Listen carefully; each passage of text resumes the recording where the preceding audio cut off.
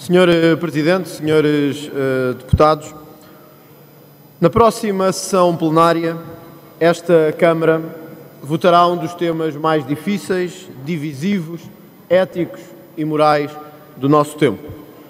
Votará a despenalização da morte medicamente assistida e abrirá caminho na nossa sociedade ao suicídio assistido pelo Estado. O tema é difícil, divisivo e provoca nos portugueses as maiores divisões e ansiedade. Mas nada justifica nem perdoa a forma atabalhoada, a forma inorgânica, a forma apressada, a forma ilegal como o Parlamento conduziu este processo. Audições que deviam ter sido feitas e não foram. Ordens profissionais que deveriam ter sido ouvidas e não foram, por se dizer que já tinham sido ouvidas, quando o que estava em causa era outro texto, outra proposta e outro sentido. Ordens tão importantes como a ordem dos médicos ou a ordem dos enfermeiros ficarem de fora num tema que toca à vida e à morte e a decisão final de cada um é algo que a história nunca compreenderá, mas que nós certamente também não conseguimos compreender. A forma como esta manhã este Parlamento, unicamente com os votos contra do Chega e do PCP, votaram contra a despenalização da morte medicamente assistida, mostra bem que esta Câmara passa a partir de sexta-feira a preocupar-se mais com a morte do que com a vida. E isso nunca devia ser o objetivo de um Parlamento.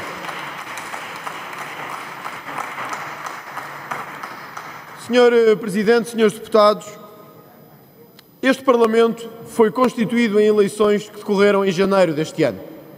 Em janeiro deste ano, o povo português foi chamado às urnas.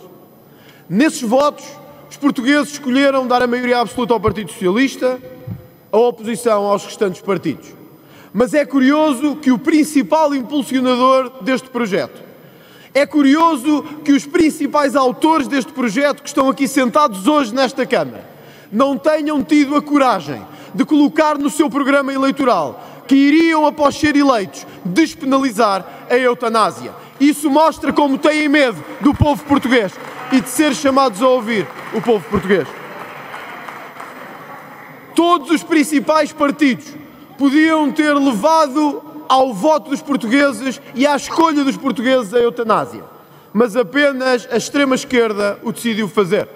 Todos os outros ficaram em silêncio sobre o que defendiam, para vir depois à porta fechada aprovar algo que é completamente contrário aos valores que a maioria dos portugueses defendem. Senhor Presidente, senhores deputados, é minha profunda convicção, de que é a Deus que cabe dar e tirar a vida. É minha profunda convicção que é a Deus que cumpre as decisões fundamentais da vida humana. Mas essa é a minha convicção. Não é a vossa, de todos, será de alguns, não de todos. É a minha. E como minha, é a de milhões de portugueses que de norte a sul, nas regiões autónomas, acreditam profundamente que só a Deus cabe a última palavra sobre a vida humana.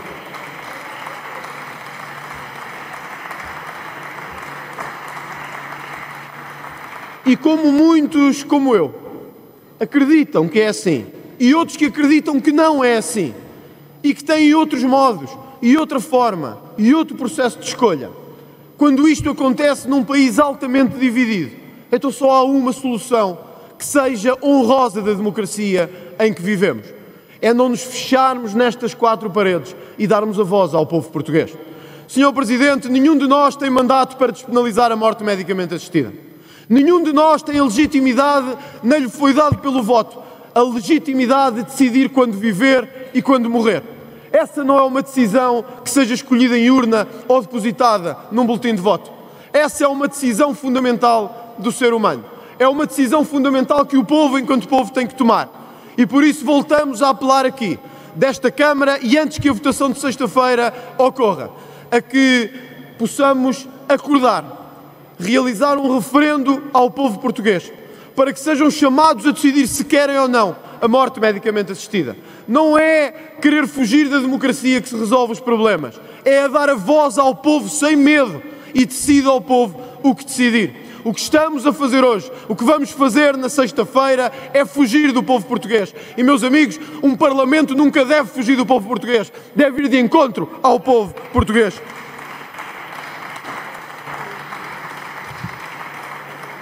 Senhor Presidente, senhores deputados, depois de sexta-feira e quando esta lei entrar em vigor, máquinas vão ser desligadas, avós vão ser... Máquinas vão ser desligadas, idosos vão ser mortos e muitos pelo país todo, sobre quaisquer requisitos, vão entrar na curva final da morte com a mão do Estado. Muitos escolherão a morte e a morte começará a ser bandeira deste país, como é de muito poucos em todo o mundo. Será uma escolha fundamental que Portugal fará. Uns entendem que estamos no bom caminho. Outros entendem que estamos num caminho que não terá retorno.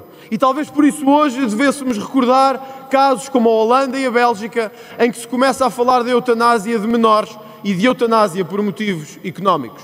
Não tínhamos dúvidas. A porta que vamos abrir ou podemos abrir na sexta-feira conduzir-nos-á a um buraco negro de morte que o Parlamento não pode nem devia compactuar.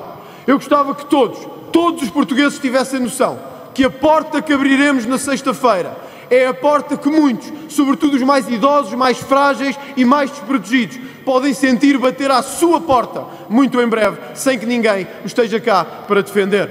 E esse é o ritmo e o repto final que um Parlamento deve saber quando tem que travar o seu trabalho. A rampa deslizante deste projeto é grande demais. Os riscos que corremos com ele são enormes e ameaçam toda a população portuguesa. Os casos que vimos na Europa e no resto do mundo não nos tranquilizam e abrem a porta a um desastre moral e ético da população portuguesa. Vou terminar, Sr. Presidente, deixando o repto para ouvirmos o povo. Um repto que é o Presidente da República que não permita que esta lei entre em vigor. Mas quero deixar também, Sr. Presidente, perante o Deus em que acredito e perante o povo português que representamos, quero deixar a promessa solene e política de que nas eleições de 2026 o primeiro projeto do Chega será para reverter a eutanásia. Muito obrigado.